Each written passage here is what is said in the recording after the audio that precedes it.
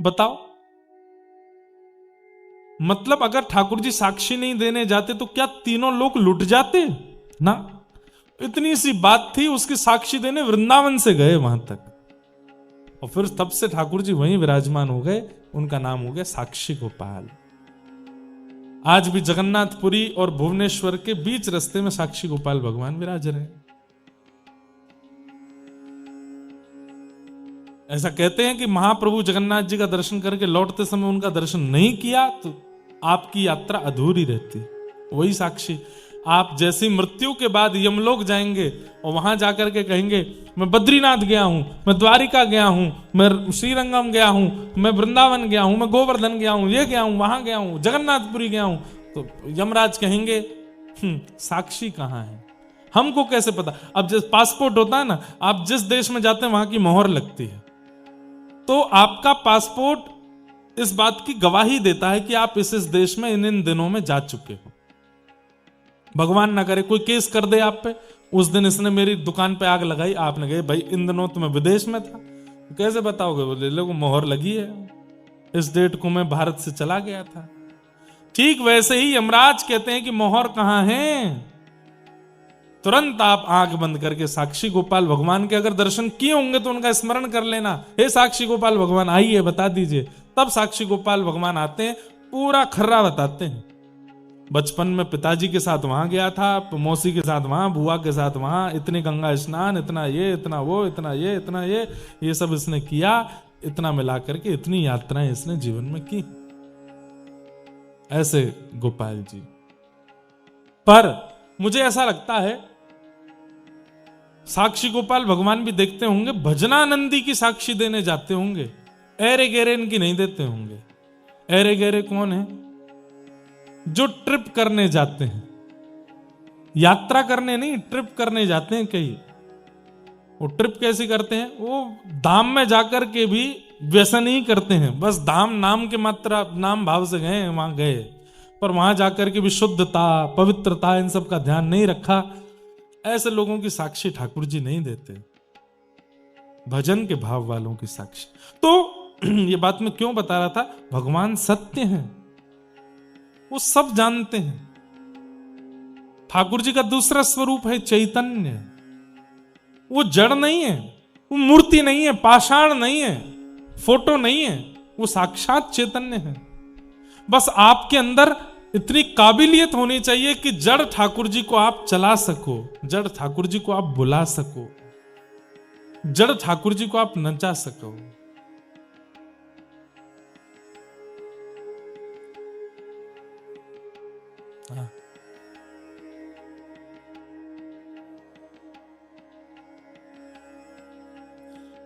ठाकुर जी बोल सके, चैतन्य।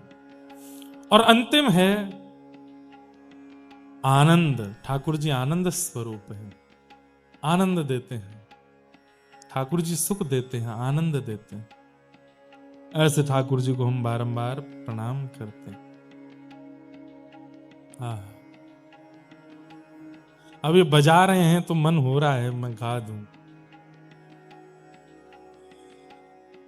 मनमोहन तुम्हें रिझाऊं, वो तो है नित नए लाड लड़ाऊं।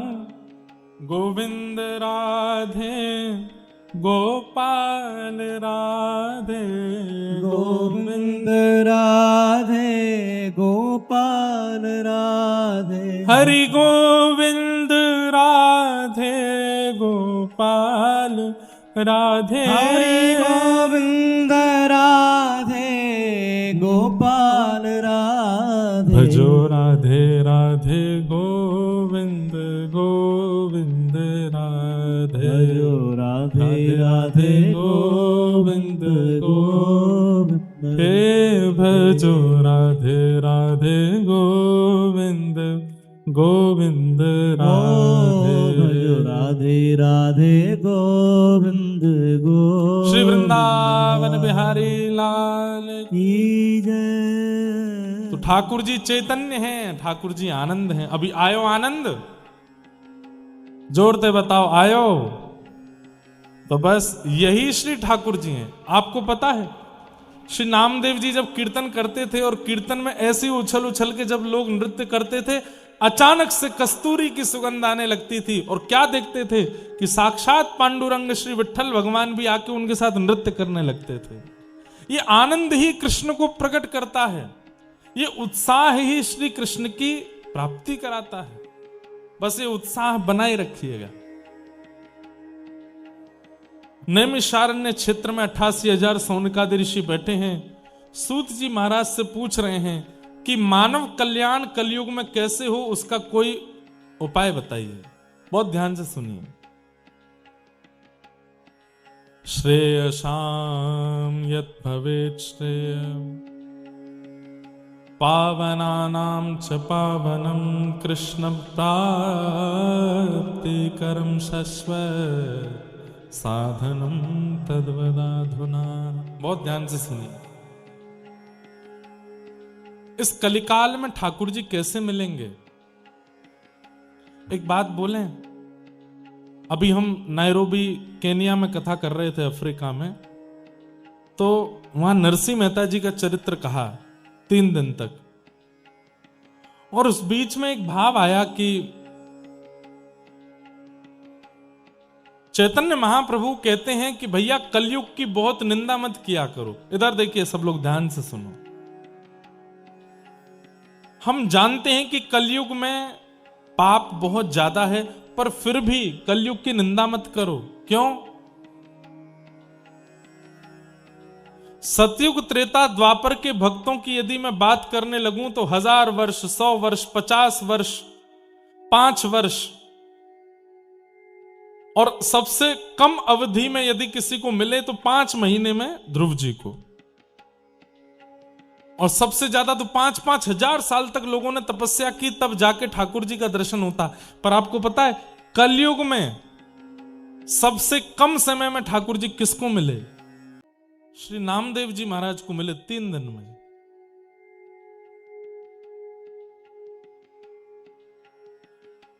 नरसिंह मेहता को मिले 7 दिन में, और 7 दिन में जब मिले उसके बाद जूनागढ़ में नरसिंह मेहता रहते, 52 बार भगवान आए। 52 टाइम्स नरसिंह मेहता के पास आए ठाकुर जी इस कलिकाल में। इतने तो किसी पर कृपा नहीं की ठाकुर जी ने, ना सतयुग के भक्तों पे, ना त्रेता के भक्तों पे, ना द्वापर के भक्त, केवल कलयुग के भक्तों पर। श्री नामदेव जी महाराज, उनके नाना जी थे श्री वामदेव जी महाराज, ठाकुर जी की सेवा करते थे। वामदेव जी चले गए तीर्थ यात्रा पर, और नामदेव जी से कह के गए, मैं 3-4 दिन के लिए जा रहा हूं, ठाकुर जी की सेवा करना।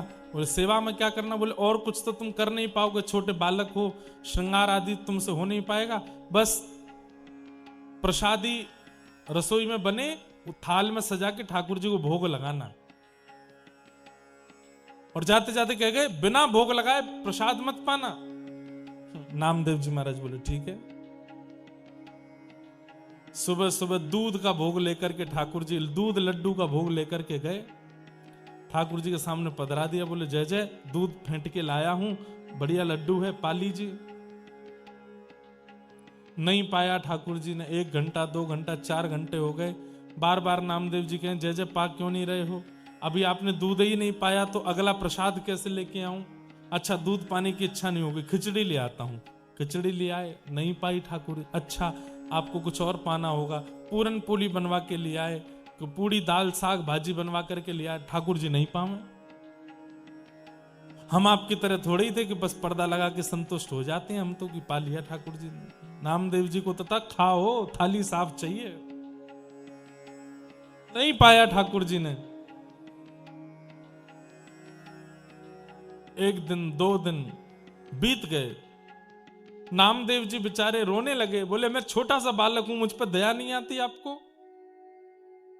नाना जी कह के गए, जब तक आप नहीं पाओगे तब तक मैं नहीं पा सकता। अरे आपको भूख नहीं है तो मत खाओ, पर मेरे को पवाने के लिए तो खा लीजिए कि मैं पालूं। इतने में ठाकुर जी प्रकट हो गए, और प्रकट होकर के नामदेव से बोले, इतनी जल्दी थोड़ी आता हूं मैं, थोड़ा तो तपस्या करनी चाहिए, थोड़ा तो भजन करना चाहिए। ये क्या तुमने 2 दिन में बुला लिया? बोले कि मुझे आपके दर्शन की अभिलाषा तो थी, पर उससे ज्यादा मुझे भूख लगी थी, पालो पहले। ठाकुर जी पा लिए। ठाकुर जी प्रेम से पाए। अब नामदेव जी बोले देखो, अब आप मेरी बात मानिए। बोले क्या? आप आते हो ये बात तो सिद्ध हो गई, आप प्रकट होते हो, तो फिर इतना नाटक नहीं करना। जब जब थाली लाऊं प्रकट होके पा लिया करना, मैं तभी पाऊंगा, नहीं तो।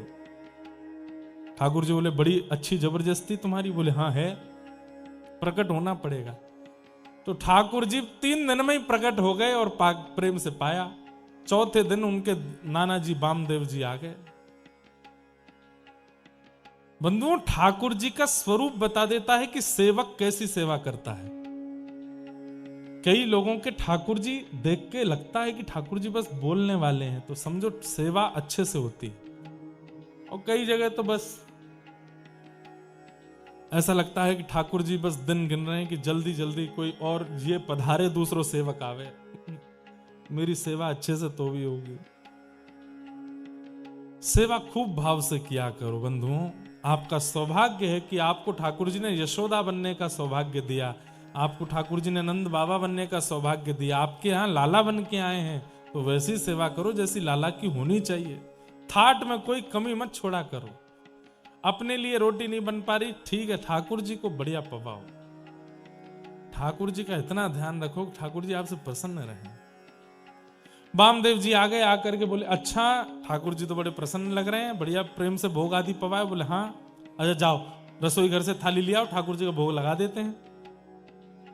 नामदेव जी थाली लेकर के आए, तो नाना वामदेव जी ने कहा लाओ मुझे दो, मैं लगाता हूं। बोले हाँ लगाओ। धर दिया सामने, और सामने लगा पर्दा किया, मंत्र आदि बोले, थोड़ा आचमन आदि कराया, घंटी बजाई, पर्दा हटा दिया, उठा ली थाली। नामदेव जी बोले नाना जी क्या किया? बोले भोग लगाया। बोले खाया तो कुछ भी नहीं। बोले ऐसे ही भोग लगता है? बोले मैंने तो ऐसे नहीं लगाया था। बोले तो तुम कैसे? बोले हमारी तो थाली भीतर जाती, बिल्कुल साफ होके बाहर आती, सब पाते ठाकुर जी। तो नाना जी हंसने लगे, बोले सब जानता हूं, भोग लगाने के चक्कर में चुपचाप खुद ही खा जाता होगा बैठ के। अरे नहीं, ठाकुर जी पाते थे। अच्छा चल ले, अब तू लेके जा थाली, साफ करवा के ला। ठाकुर जी के सामने धर दिया। आ जाओ ठाकुर जी, आ जाओ आ जाओ, खूब बुलाया, ठाकुर जी नहीं आए। बोले मैं अकेला था तो आ गए थे, उससे मिला क्या? कुछ भी नहीं, आप खा पी के चले गए। अब इनको कैसे विश्वास होगा कि आप आए थे? इनके सामने आओ ना। ठाकुर जी नहीं आए। पीछे खड़े खड़े नाना जी हंस रहे थे। नामदेव जी को बड़ी पीड़ा होने लगी, छुरी उठा ली हाथ में और गले पर रख ली अपने। बोले या तो प्रकट हो जाओ, नहीं तो अभी अपना सर धड़ से अलग कर लूंगा, अभी काट के प्राण त्याग दूंगा। ठाकुर जी नाना जी के सामने प्रकट हो गए और प्रकट होके बोले बड़ा जिद्दी है भाई तू, तेरे लिए हम 3 दिन में आ गए, उससे संतुष्टि नहीं हुई, अब नाना जी को देखा। बोले इनको विश्वास ही नहीं होगा। पीछे देखा तो नाना जी तो मूर्छा में आ गए, आंखों से अश्रु बह रहे हैं। मेरा पूरा जीवन निकल गया, मेरी पूरी पीढ़ी निकल गई इनकी सेवा करते करते, कभी प्रकट नहीं हुए, 3 दिन में नामा तेने प्रकट कर दिए। तो ये कलयुग की विशेषता है। हम भले ही कलयुग में हजारों दोष मानते हैं, पर कलयुग की एक विशेषता है कि यहां ठाकुर जी बहुत जल्दी मिलते हैं। बस पुकारने वाला कोई नामदेव जैसा हो, पुकारने वाला कोई भक्तिमती मीराबाई जैसा हो, पुकारने वाला कोई नरसिंह मेहता जैसा हो। ठाकुर जी कलिकाल में तो मानो जैसे तैयार ही बैठे रहते हैं कि बस कोई बुला तो ले, उस भाव से। हम इसी उद्देश्य से कथा सुनाते हैं और कहते हैं, यही उद्देश्य होना चाहिए। इसी में ही कल्याण है कि एक बार अपने संपूर्ण जीवन काल में आपने बुलाया और ठाकुर जी आ गए। बस इसी पुण्य के लिए हम कथा सुन रहे हैं, एक बार ठाकुर जी को प्रत्यक्ष अनुभव करना है।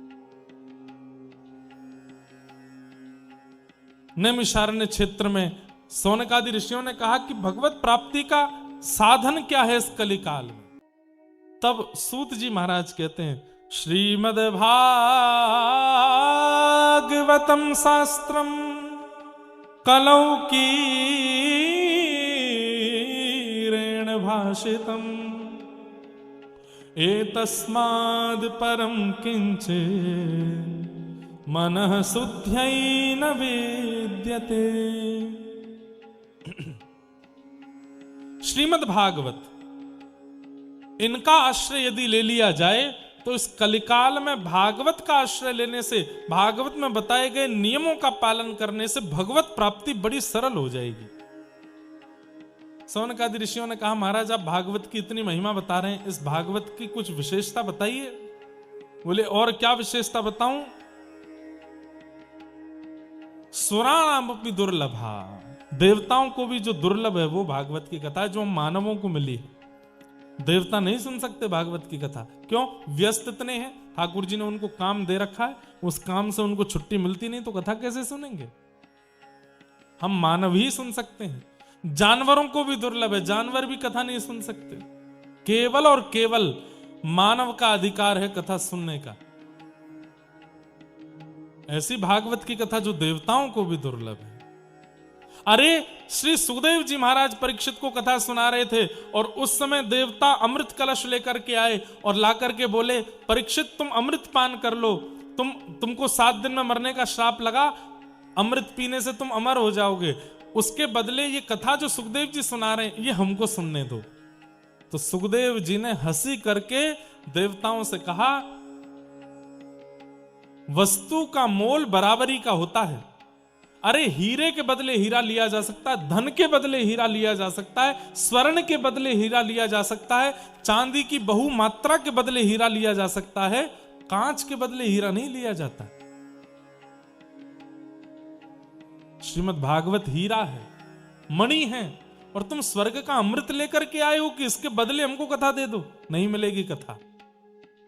सोचिए, ये सौभाग्य मेरा है कि मैं यहां बैठ के कथा सुना रहा हूं, ये सौभाग्य अलवर वासियों का है कि यहां कथा हो रही है।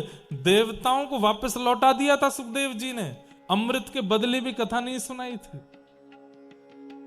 कथा धन के बल पे नहीं होती। हजारों लोग आते हैं हमारे पास, धन के इतना लगा देंगे, इतना नहीं, धन से नहीं होती कथा, व्यवस्थाओं से नहीं होती कथा, पंडाल से नहीं होती कथा, कृपा से होती है कथा। जिस पर कृपा होगी उसके यहां कथा होगी। कृपा नहीं है तो कथा में चाहे आप कितना खर्चा कर दो नहीं हो पाएगी कथा। और कृपा के लिए हमारा योग्य होना बहुत जरूरी है। हम योग्य कैसे बने ये ठाकुर जी से पूछना चाहिए। तो देवताओं ने जाकर के प्रार्थना की और प्रार्थना करके सुखदेव जी से कहा, पर सुखदेव जी ने उनकी सहायता नहीं की। ऐसी भागवत की कथा ही है जो कलिकाल में भगवत प्राप्ति करा सकती। तब सौनकादि ऋषियों ने कहा, कृपा करके बताइए ये भागवत की कथा पहले किसने किसको सुनाई? तब कहा, ये सबसे पहले भागवत की कथा सनक सनंदन सनातन सनत कुमारों ने श्री नारद जी महाराज को सुनाई। तब प्रश्न हुआ, बोले नारद जी तो एक जगह स्थिर बैठते नहीं, फिर 7 दिन वो बैठ कैसे गए, कथा कैसे सुन ली उन्होंने? तब पूरा एक प्रसंग सुनाया गया कि एक बार की बात, नारद जी बद्रिक आश्रम गए और बद्रीनाथ में जाकर के सौनक आदि ऋषियों को उन्होंने बताया, पृथ्वी को हमने बहुत अच्छा समझा था, लेकिन यहां आकर के पता चला ये पृथ्वी बिल्कुल अच्छी नहीं है। क्या देखा आपने पृथ्वी पर आकर के? तब नारद जी बता रहे, मैंने पृथ्वी पर आकर के क्या देखा? बंधुओं, जैसे विदेश की खूब प्रशंसा करते हैं कई लोग, विदेश बहुत अच्छा है, वो देश बहुत अच्छा है, लेकिन जब आप स्वयं जाओगे ना तो आपको ऐसा लगेगा इतनी प्रशंसा खाक में करी, कुछ भी नहीं था। ऐसा होता है।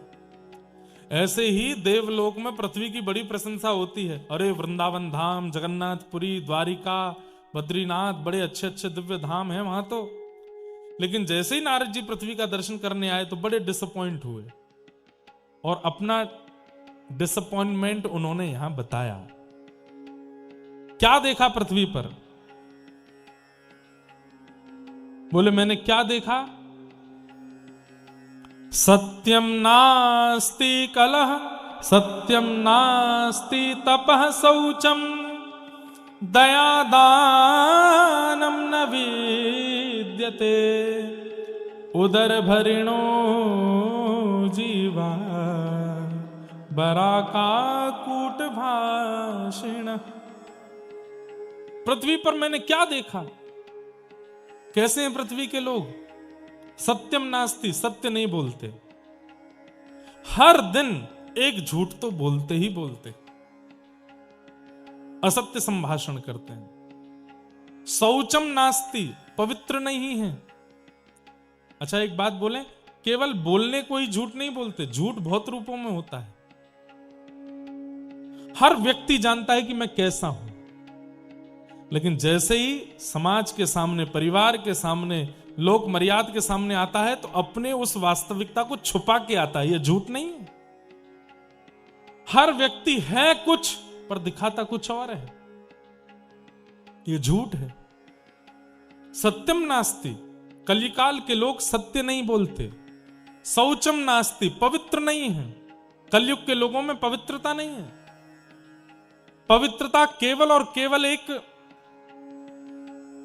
शरीर के रूप में रह जाती है, मन नहीं है बिल्कुल भी पवित्र। कई लोग हैं 2 बार नहाते हैं, सुबह भी नहाते हैं, रात्रि सोने से पहले भी नहाते हैं, पर मन इतना मलिन है उनका, बाहर से चमड़ी कितनी भी घिस लीजिए पर चित्त की पवित्रता नहीं है। ठाकुर जी, अरे महाप्रभु जगन्नाथ, श्री जगन्नाथ महाप्रभु कर्माबाई की खिचड़ी पाते, जो कर्माबाई बिना नहाए धोए खिचड़ी बनाती थी, दातुन करते करते खिचड़ी बनाती थी, और खिचड़ी कहीं लग ना जाए तो दातुन के पिछले भाग से चला भी देती थी। उसको खाने आते महाप्रभु। भैया ने धीरे बोल लो, कहां चिल्ला रहे हैं? हाँ बस थोड़े ने धीरे, बस बस बस बस, बस। हमने बोल दिया। क्या बता रहा था मैं? कर्माबाई। कभी कभी व्यस्त हो जाती। अब एक बार क्या हुआ, किसी संत ने कहा कि तुम नहा धो के बनाया करो। बोली वो बिना नहाए धोए आ जाते हैं ठाकुर जी। तो बोले वो तो तुम्हारे पूर्व जन्म के पुण्य इसलिए आते हैं, जिस दिन वो पुण्य खत्म हो जाएंगे बुलाती रह जाओगी, ठाकुर जी नहीं आएंगे। बोले कैसे बनाऊं? स्नान किया करो, तिलक लगाया करो, इत्र लगाया करो, ये साड़ी पहना करो, इतने पवित्र वस्त्र, इतने नियम बता गए उसको। अगले दिन ठाकुर जी आए, ठाकुर जी आकर के बैठ गए। जगन्नाथ जी बोले कहां गई मैया? इधर से निकली, दौड़ करके इधर जा रही है। ठाकुर जी क्या हुआ मैया? खिचड़ी। बोले रुक जा रुक जा, अभी नहा के आ रही हूं। नहा के आई, फिर उसके बाद में तिलक स्वरूप लगाया, फिर उसके बाद कुछ मंत्र बता दिया था पंडितों ने, वो करने लगी। फिर उसके बाद गुरुदेव, कुछ संतों ने कुछ नियम बता दिए, वो करने लगी। ठाकुर जी बोले मैया ये सब क्या कर रही है? बोले रुक जा। फिर बताया, बोले पहले चूल्हे का पूजन करना, चूल्हे का पूजन करने के बाद में पात्रों का पूजन करना, सामग्रियों का पूजन करना, उसके बाद अग्नि प्रज्वलित करना, अग्निदेव को प्रणाम, फिर खिचड़ी बनाना। इतना नियम करने लगी तो ठाकुर जी बोले मैया मुझे मंदिर जाके दर्शन देने, तू ये सब कहा कर रही है? जल्दी कर्मा कहते कहते नाम तब पड़ा उनका कर्मा, जल्दी कर। अगले दिन ठाकुर जी आए ही नहीं तो कर्माबाई मंदिर गई। बोले आप आए क्यों नहीं आज? बोले तू इतने नियम साधन करती है, नहा रही है, धो रही है, तिलक फोटा लगा रही है, इत्र इत्र लगा रही है, और मंत्र कर रही है, कभी चूल्हा का पूजन, पात्र का पूजन, चंदन लगा रही है, अग्निदेव को बुला रही है, इतना समय थोड़ी मेरे पास। बोले मुझे कोई बोल करके गया कि तुम इतना स्नान ध्यान करके नए कपड़े पहन के करोगी तो ही ठाकुर जी रुकेंगे, नहीं तो पुण्य खत्म होने के बाद ठाकुर जी नहीं आएंगे। ठाकुर जी बोले स्नान उनके लिए आवश्यक है, मंत्र उनके लिए आवश्यक है, साधन उनके लिए आवश्यक है जिनका मन पवित्र नहीं है, वो बाहर से पवित्रता रखो। पर कर्मा तेरा तो मन पवित्र है, तू स्वभाव से पवित्र है, बुद्धि से पवित्र है, चित्त से पवित्र है, तेरी बाहर की काया की पवित्रता की मुझे कोई परवाह नहीं है। मुझे नहाने की जरूरत है, आपको नहाने की आवश्यकता है, हमें इतने पवित्र रहने की आवश्यकता क्योंकि हम पवित्र नहीं हैं। कर्मा तो पवित्र है, उसके लिए ठाकुर जी ने कोई नियम साधन नहीं। सत्यम नास्ति, शौचम नास्ति, पवित्र नहीं है हम लोग। कितनी भी रुद्राक्ष पहन लें, कंठी माला पहन लें, शिखा रख लें, लेकिन मन में जो दूसरे के प्रति दूषितता है वो ठाकुर जी से दूर भगाती है। उसको पवित्र करो। अच्छा एक बात बताएं, मन की पवित्रता का कोई सूत्र बताओ। आपने पूछा, मैं बताऊं। सब में गुण देखो, खुद में दोष देखो, आपका मन पवित्र हो जाएगा। मन अपवित्र क्यों है? खुद में गुण और सब में दोष, ये अपवित्रता का कारण है। आज भी कथा सुनते सुनते भी हजारों में दोष देख लिया हमने। ये ऐसा है, ये वैसा है, ये वैसी है। हम में बैठ गई कथा में आके, हमें सब पता है क्या क्या करते हैं ये लोग। दोष बहुत जल्दी देखते हैं हम लोग, इसीलिए मन कभी पवित्र हो ही नहीं पाता। आज से नियम बना लो, जिसको देखेंगे गुण देखेंगे, दोष नहीं देखेंगे। चाहे लाख दोष हैं उसमें भी गुण देखेंगे। आप देखेंगे 7 दिन बाद आप इतने हल्के हो जाओगे, इतनी पवित्रता आपको अनुभव होने लगेगी चित्त में, और उस पवित्रता के कारण आपके घर के ठाकुर जी की अनुभूतियां होने लगेंगी आपको, कि कुछ बोलते हैं, कुछ कहते हैं, कुछ करते हैं। आपकी अपवित्रता ठाकुर जी को मौन रखती है, और वो शरीर की शुद्धि से नहीं होगी, मन की शुद्धि से होगी। पवित्र करो। तो 3 सूत्र याद रखिएगा। तन पवित्र नहाने से नहीं, तन पवित्र सेवा किए। जितनी सेवा करोगे आप संतों की, महापुरुषों की, असहायों की, गरीबों की, उतना तन पवित्र होगा। तन पवित्र सेवा किए, मन पवित्र कर ध्यान। ध्यान से मन पवित्र होगा, नाम से मन पवित्र होगा। तन पवित्र सेवा किए, धन पवित्र कर दान, मन पवित्र हरि भजन सो होत त्रिविध कल्याण। मन की पवित्रता हरि भजन से और दूसरों में गुण देखने से होती है। हम दोष देखते देखते देखते देखते देखते देखते देखते अपने चित्त को ही मलिन कर लेते हैं और खुद को अच्छा समझते हैं। हम बहुत अच्छे हैं, इससे तो बढ़िया ही हैं, हमसे सब बढ़िया हैं, हम बिल्कुल बढ़िया नहीं है। ये बात मन में रखो, मन पवित्र हो जाएगा। सत्यम नास्ति शौचम नास्ति तपह नास्ति। तप नहीं करते हम लोग, भजन का केवल और केवल आडंबर करते हैं, भजन नहीं होता हमसे। तन पवित्र, मन पवित्र, धन पवित्र, सब पवित्र हो जाए भजन से, तो सत्यम नास्ति शौचम नास्ति तपह नास्ति। ये नारद जी देख रहे हैं पृथ्वी पर आकर के कैसे लोग हैं हम। दया दानम न विद्यते, हमारे अंदर दया दान की स्थिति नहीं है। और किस लिए जी रहे हैं? बोले उदर भरिणो जीवा, केवल और केवल खाने के लिए जी रहे हैं। भक्त का स्वभाव वो जीने के लिए खाता है, और संसारी व्यक्ति का स्वभाव वो खाने के लिए ही जीता है। खाने के लिए ही जी रहा है कि मैं खा सकूं। नहीं। मंदा सुमंद मतयो मंद भाग्या युपद्रुता पाखंड निरता संतो विरक्ता सपरिग्रह तरुणी प्रभुता गेहे शालको बुद्धिदायका कन्या विक्रयणो लोभात दंपति नाम च कलकनम आश्रमा यवने रुद्धा तीर्थानि सरितस्तथा देवताया तनान्यत्र दृष्टै नष्टानि भूरिशः। नारद जी ने इतना सब कुछ देखा।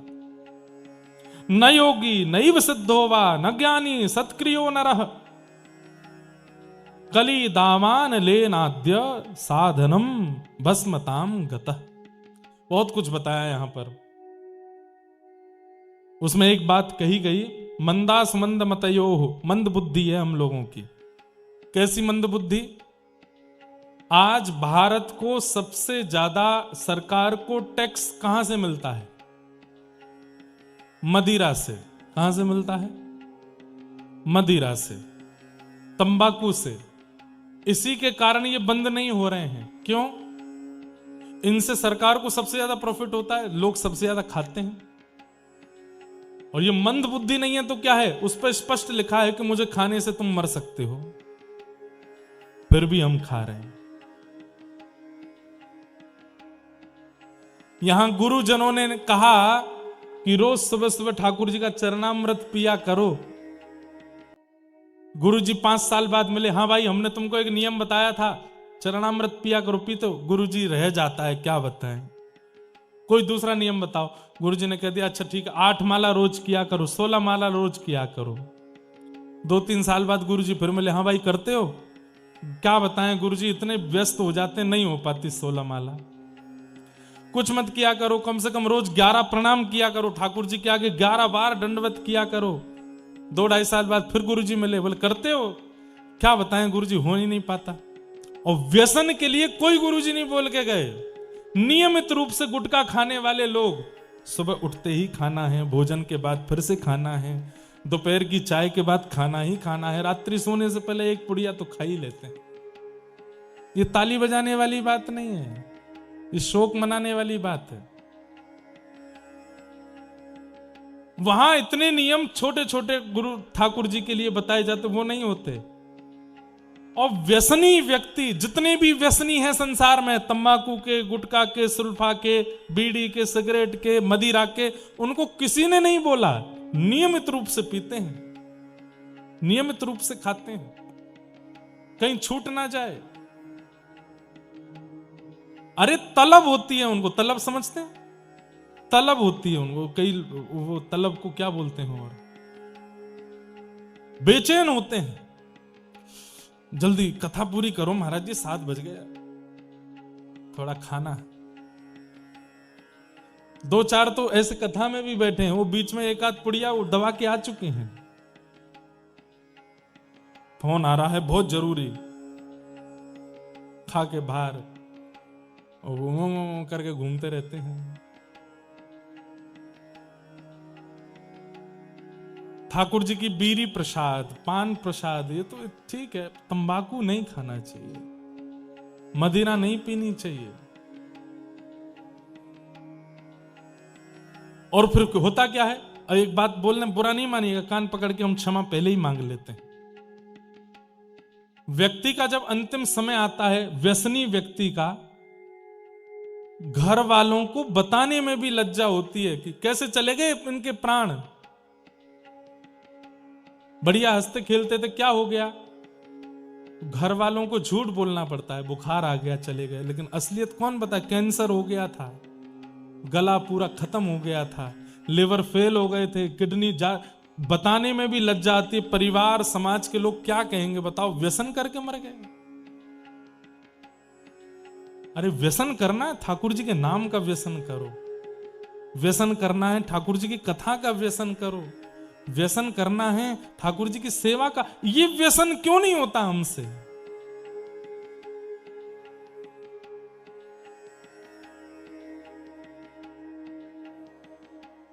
मौत का खेल है व्यसन करना, मौत से खेल रहे हैं, जबरदस्ती मौत को अपने गले लगा रहे हैं। इतनी संपत्ति संतान क्यों बनाई फिर जब मरना ही है ऐसे?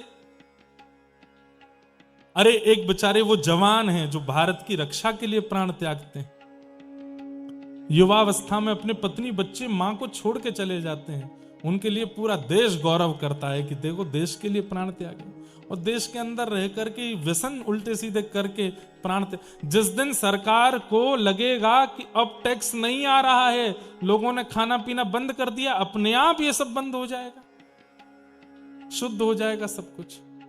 हम लोग खा रहे हैं इसलिए सरकार बंद नहीं करती उसको। व्यसन, और ये व्यसन बहुत बड़ी बाधा है ठाकुर जी से मिलने में। व्यसन मत करो, और किया है पूर्व में तो उसका कोई पाप नहीं लगेगा, आज ही छोड़ दीजिए, आज ही छोड़ दो।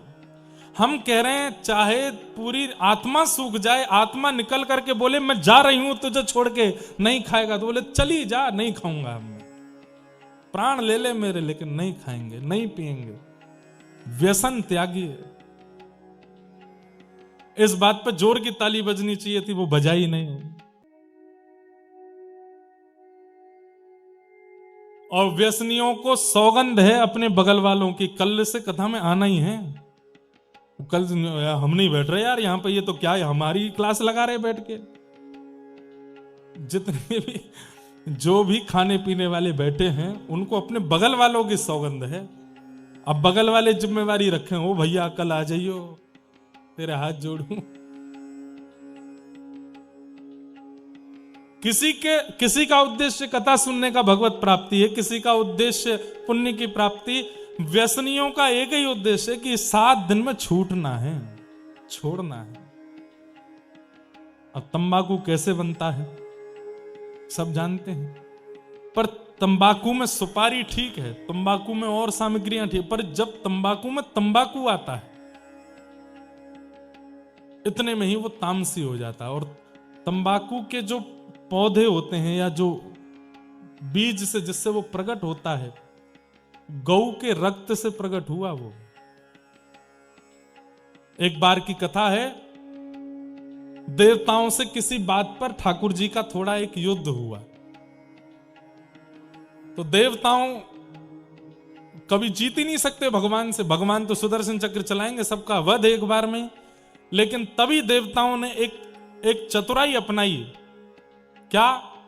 एक बार देवताओं ने यज्ञ किया था तो सुरभि गौ माता ने पूछा था कि क्या वरदान चाहिए, तो इंद्र ने कहा था कि जब कभी भी हमें जरूरत पड़े तो हमारे सामने आ जाना। ठीक है, आज जब लगा कि ठाकुर जी से युद्ध करना, हम मारे जाएंगे, इनसे तो नहीं जीत पाएंगे, तब इंद्र ने सोचा एक ही उपाय है। बोले क्या? हम देवताओं के चारों तरफ गैया आकर के अगर खड़ी हो जाए हमारी रक्षा में, तो ठाकुर जी गैया पर कभी प्रहार नहीं करेंगे। तुरंत सुरभि मैया को याद किया, सुरभि प्रकट हो गई। बोले आज्ञा करिए इंद्र, मैं क्या सहायता करूं? बोले आपने कहा था कि कभी सहायता हो तो हमें बुला लेना, आज हमें आपकी सहायता चाहिए। बोलेगा हमारा युद्ध हो रहा है भगवान से। बोले भगवान से? बोले हाँ, एक बात पर युद्ध हो रहा है और ठाकुर जी हमको सबको मार देंगे। अब तुम चारों तरफ खड़ी होकर हमारी रक्षा करो, वो तुम पर कभी प्रहार नहीं करेंगे। तो गौ के नेत्रों में अश्रु आ गए, ये तो मेरा गलत प्रयोग किया तुमने। मेरे ही प्राण जो मुझे प्राण मानते हैं, ऐसे ठाकुर जी के सामने मुझे खड़ा कर रहे हो। इंद्र ने कहा अपनी बात से पीछे मत हटना, आपने कहा था कि आप रक्षा करोगी। सुरभि बोली मैं वचनबद्ध हूं तो मुझे होना पड़ेगा। असंख्य गैया प्रकट हो गई सुरभि और चारों तरफ से देवताओं को घेर लिया। ठाकुर जी के आगे हाथ जोड़े गौ ने, मुझे क्षमा कर दे नाथ, मैं वचन दे चुकी थी। और इस इंद्र ने कितनी चतुराई से आज मेरा प्रयोग किया जब पता चला कि आप विपक्ष में। ठाकुर जी ने तुरंत गरुण जी को बोला कि चलो हमारी पराजय हुई, जिस बात पर हमारा इंद्र का द्वेष, इंद्र की विजय, हम गैया पर हाथ नहीं उठाएंगे, हम अपनी हार स्वीकार करते हैं। गरुण जी को क्रोध आया, बोले ठाकुर जी आपको दया आ रही होगी पर मुझे नहीं आ रही है, मुझे बहुत क्रोध आ रहा है। अरे इन गौओं को अपना वचन तोड़ देना चाहिए, जब सामने आप खड़े हैं तब वचन के पालन की क्या आवश्यकता। तब ठाकुर जी बोले अरे नहीं नहीं नहीं, ये आवश्यक है भाई, वचन दिया है और वो वरदान मांगा था, उसका वचन है, इसमें ये तोड़ नहीं सकते। तो गरुण जी इतने क्रोध में थे, वेग में थे, उनका मन तो नहीं था, पर जोर से जैसे उन्होंने अपने पंख नीचे मारे ठाकुर जी को लेकर उड़ने के लिए, इतना वेग प्रकट हुआ कि कुछ गाय आपस में टकराई और कहीं कहीं छिलने पर जो शरीर से रक्त प्रकट हुआ, वही रक्त पृथ्वी पर गिरा और उन्हीं से तामसिक पदार्थ प्रकट हो गए, जिनमें एक तंबाकू भी है। अब खा लीजिए और कह लीजिए हम गौ रक्षक हैं। कैसे मिल जाएंगे ठाकुर जी तंबाकू खाने वाले को? नहीं मिल सकते। व्यसन कोई भी अच्छा नहीं है, संसार में कोई भी व्यसन हो। और मैं खुले मंच से कह दूं, हमारे व्रज में होली में खूब भांग होती है, सब होता है, पर भैया ये भांग भी बाधा है, कोई व्यसन अच्छा नहीं है। अरे आप किसी दिन अपनी कमर थपथपा के कह सको कि मुझ में कोई व्यसन नहीं है, A to Z कोई संसार का कोई व्यसन में है ही नहीं। बस एक ही व्यसन है, क्या? राधा नाम का व्यसन है, कृष्ण नाम का व्यसन है, ठाकुर जी की कथा का व्यसन है। व्यसन मुक्त हो जाइए। तो ये सब देख करके नारद जी बड़े दुखी हुए। तभी नारद जी वृंदावन पहुंचे, वहां देखा भक्ति महारानी, उसके गोद में 2 वृद्ध लेटे थे, ज्ञान और वैराग्य। भक्ति महारानी ने कहा मेरे पुत्र दोनों वृद्ध हो गए, इनकी युवावस्था के लिए कुछ करो। तब नारद जी ने बद्रीनाथ जाके सनत कुमारों से पूछा। सनत कुमारों ने कहा भागवत की कथा यही एकमात्र साधन है जिससे ज्ञान वैराग्य युवा हो सकते हैं। हम सबके भी ज्ञान वैराग्य वृद्ध हैं, आज से अब धीरे धीरे युवा होंगे, 7वें दिन बिल्कुल युवा हो जाएंगे। बस हमारे जाने के बाद भी वो युवा रहें, इसका ध्यान रखिएगा। भागवत की कथा हुई, सनत कुमारों ने आकर के कथा सुनाई, भक्ति ज्ञान वैराग्य तीनों युवा हो गए। भक्ति सुतौ तौ तरणौ गृहीत्वा प्रेमैक रूपा सहसा विरासित, श्री कृष्ण गोविंद हरे मुरारे हे नाथ नारायण वासुदेव, नाथेति नामानि मुहुर्वदन्ति। भक्ति ज्ञान वैराग्य युवा हो गए। भक्ति महारानी बड़ी प्रसन्न हुई। तत्पश्चात गोकर्ण की कथा सुनाई गई, जहां पर आत्मदेव के कोई संतान नहीं थी।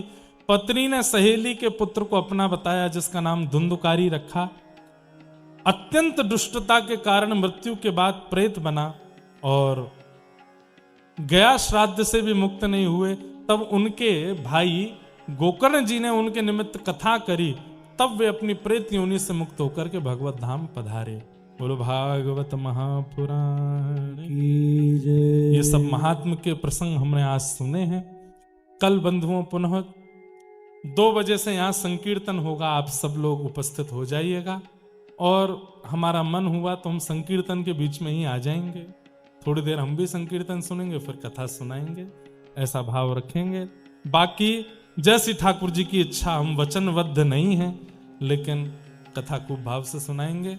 आप लोग बड़े प्रेम और भाव से आइए, खूब सारे प्रसंग, खूब उत्सव, खूब आनंद के साथ में कथा श्रवण करेंगे।